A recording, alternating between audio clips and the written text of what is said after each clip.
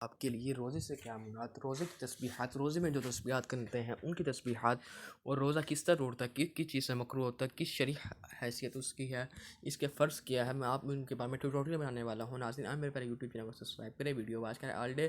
ناظرین میری ویڈیو کو ہر کبھی اسکپ نہ کریں، پوری ویڈیو واچ کریں، انشاءاللہ آپ کو اس سے بہت زیادہ فائدہ حاصل ہوگا۔ اگر کوئی غلطی کروں مجھے ضرور کمنٹ میں بتائیں۔ پہلے روزے سے کیا مراد ہے؟ روزے سے مراد ہے یہ کہ عبادت کی نیت سے صبح صادق سے غروب آفتاب تک کچھ کھانے پینے وغیرہ سے بازار رہیں، باز رہیں۔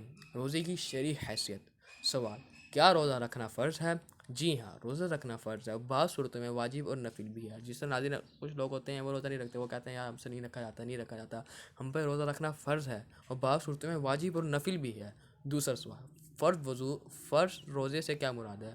ماہ رمضان مبارک میں روزہ رکھنا فرض ہے۔ اس سے مراد ہے ماہ رمضان کو مبارک جو مہینہ چل رہا ہے یہ آج کا 25واں روزہ میں، اس پہ روزہ رکھنا پہ فرض ہے۔